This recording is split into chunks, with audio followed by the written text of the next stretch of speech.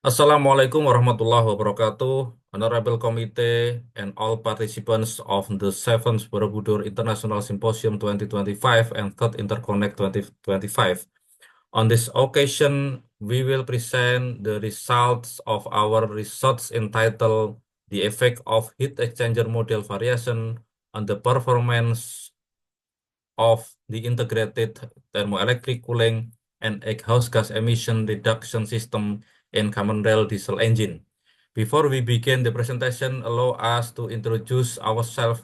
First, I am Setiawi Jayanta as the first author, Ananta Salman Hadito as the second author, Eliza Zidan Alauddin Julfa as the third author, and Wildan Surya Lajuardi as the fourth author. We are from the Automotive Engineering Study Program Politeknik Selamatan Transportasi Jalan Tegal, Central of Java, Indonesia. Motorized vehicles are a major contributor to air pollution in Indonesia. Furthermore, the use of refrigerants contributes to the increasing greenhouse gas effect. One solution is the use of thermoelectric-based vehicle cooling and exhaust reduction systems. Applications of thermoelectric cooler or TEC modules in the automotive sector have been developed by previous researchers through the use of air and water-based heat sinks, for example, for brick bed cooling systems and air conditioning. On the other hand, the fuel flow in an internal combustion engine has the potential to be used as a heat sink in a TEC module. The heat absorption process that occurs on the hot side of the TEC causes an increase in fuel temperatures. Several previous studies have shown that fuel preheating in a diesel engine has a significant effect on reducing exhaust emission. The design of a heat exchanger as a heat transfer device plays an important role in increasing the heat transfer coefficient on the hot side of the TEC. Therefore, as a novelty in the study, an experimental investigation was conducted on the utilization of the fuel system in an internal combustion engine as a heat sink in a TEC-based cooling system, as well as a fuel heater to reduce exhaust emissions. The study aims to examine the effect of variation in heat exchanger type and variations in fuel flow rate as a heat sink medium from the TEC on the temperatures generated on both sides of the TEC and the resulting exhaust emission. The experimental design consisted of a common rail diesel engine, a TEC module, groove and non-groove aluminum heat exchanger, and a set of radiator fans.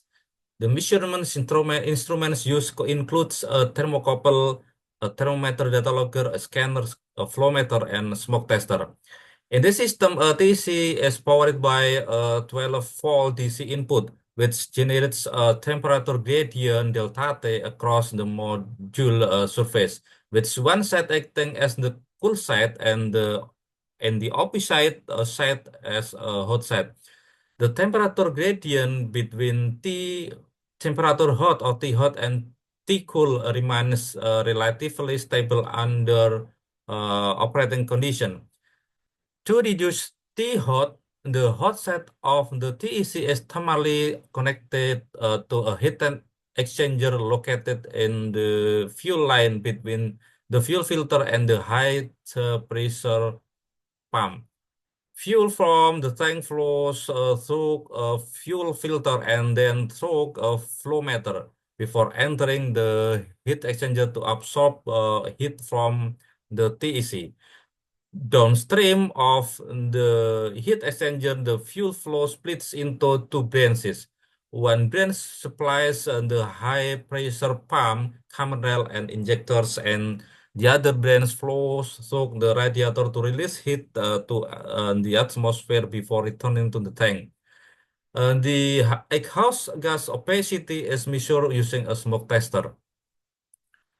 The experimental configuration used two types of aluminum heat exchangers, groove and non-groove, and three variations of fuel flow rates. In addition, simulations were carried using for SolidWorks flow simulation to determine the flow characteristic in the heat exchanger. The steps of the research began with installation of the TEC system on common rail diesel engine, calibration of the measurement instrument starting the engine at idle speed, followed by collecting data and fuel temperatures in and out of the heat exchangers. TEC temperature data and house gas LPCT data at 4,500 RPM for 10 minutes. After that, it continues with data processing and temperature measurement as well as analysis of the experimental results with flow simulation. The data obtained were then processed into a time series graph and the average value scale was calculated. Four thermocouples were installed to measure the fuel temperature affected by heat absorption on the hot side of the TEC and to monitor the temperature change on the cold side of the TEC. Thermocouple 1 was used to measure the fuel temperature before entering the heat exchanger, while the thermocouple 2 was used to record the fuel temperature after exciting the heat exchanger. Thermocouples 3 and 4 were each employed to measure the temperature variation on the cold side of TEC1 and TEC2 respectively.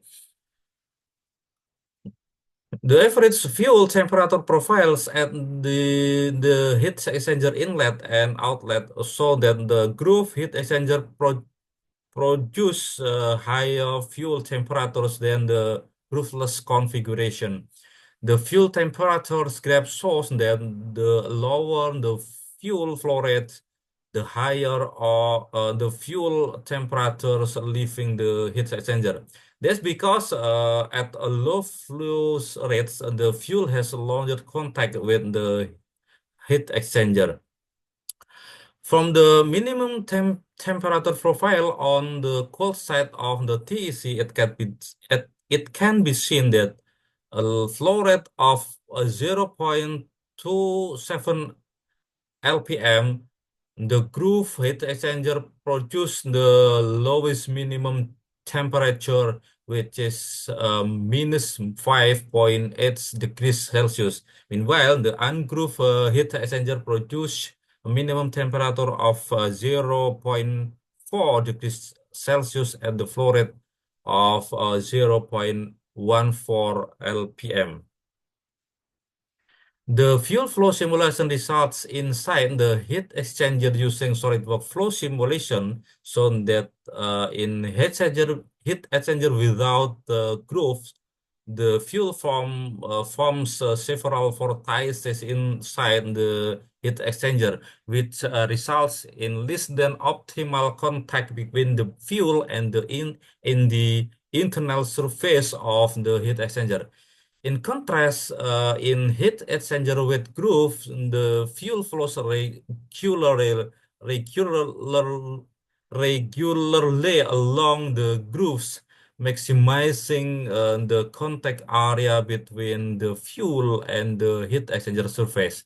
Furthermore, the presence of grooves in the heat exchanger increases the effective contact surface area between the fuel and the heat exchanger. This observation is in line with the experimental result, which shown that the temperature of the fuel exciting the heat exchanger with grooves is higher than the temperature of the fuel exciting the heat exchanger without grooves. From the fuel flow velocity contour diagram inside the heat exchanger, it shows that the flow distribution in the groove heat exchanger is more uniform compared to the ungrooved heat exchanger. In the ungrooved heat exchanger, the fuel velocity is higher near the inlet and outlet. A small portion of the fuel form a slow-moving turbulent flow between the inlet and outlet. Well, near this turbulent region, the fuel with higher velocity flows directly flow the inlet to the outlet. Meanwhile, most of the fuel flows forms slow-moving turbulence in the area far from the inlet and outlet. This flow behavior results in increased heat transfer within the turbulent zone, which delays the heat removal process to the radiator. In addition, only a small portion of the hot fuel reaches the combustion chamber. This observation is in accordance with the experience results. Experimental research shown that the groove heat exchanger provides a greater reduction in flue gas opacity compared to the non-groove configuration. The groove heat exchanger achieves an 8.1% reduction in flue gas opacity, while the non-groove heat exchanger reduce flue gas opacity by 6.9%. Conclusion from the results of the study are the use of groove heat exchanger shows a better reduction in flue gas opacity compared to the heat exchanger without grooves. The use of groove heat exchanger results in lower temperature on the cold side of the TEC compared to non-groove heat exchanger. The use of groove heat exchanger produce better performance than non-groove heat exchanger. And an integrated fuel heater and TEC-based cooler system with groove heat exchanger can be applied to reduce exhaust emission while also being developed for use in car cabin air conditioning system, brake shoe coolers, and other vehicle component coolers. That concludes our presentation. Thank you for your attention. Assalamualaikum warahmatullahi wabarakatuh.